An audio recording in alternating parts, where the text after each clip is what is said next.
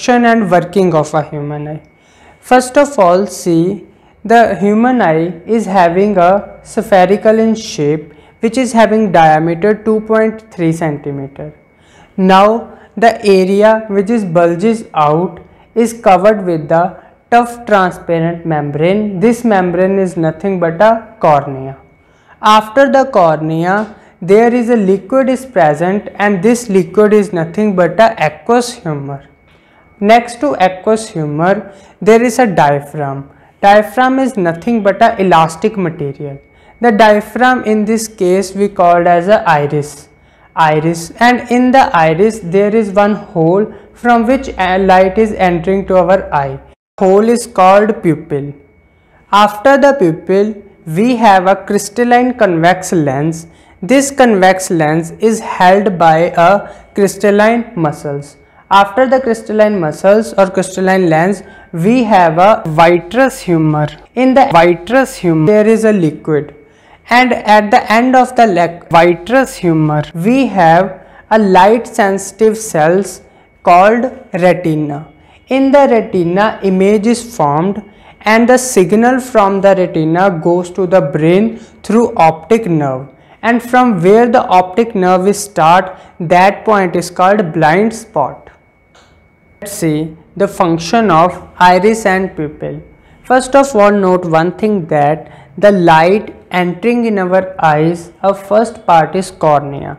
After cornea, light is entering to a hole, and that hole is called pupil. This pupil is controlled by a diaphragm called iris.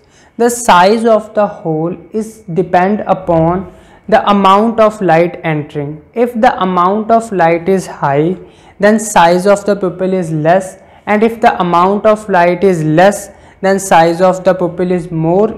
Note one thing, that this contraction and expansion of the pupil takes some times. Let it understand with an example. For example, we are standing in a sunlight. The amount of light is high, so the size of pupil is small. When we immediately enter to a dark room, we cannot see anything. But after some times, we are able to see the things. How is this happening like this? When we are in the sunlight, the pupil size is small. When we entering in the dark room, then immediately the surrounding intensity is less, and also the pupil size is less, so no light is entering in our eye. After some time, the pupil increases its size because the amount of light in the surrounding is less, then we are able to see the object clearly. Let us understand how we see the object. When light is coming from an object entering in our eye through cornea, it is converges by a crystalline lens.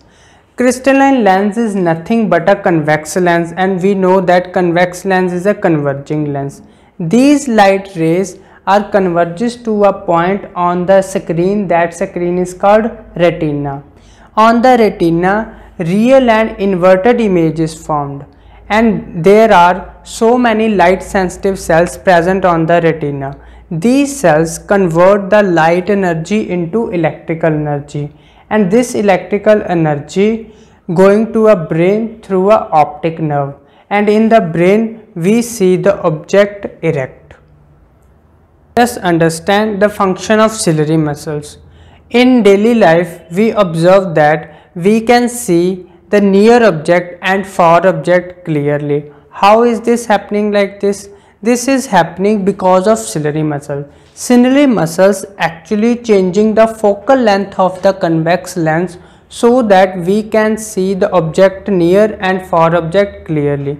So the ability of eye to change or adjust its focal length in order to see the object clearly is nothing but an accommodation of eye. With the help of this adjustment, a human eye can see a range of objects. These range of object is nothing but a far point and a near point. For human eye, far point is infinity. It means our eye can see the object clearly at infinity, and the near point is 25 centimeter. It means without any stain on the eye, a human eye can see the object clearly at 25 centimeter.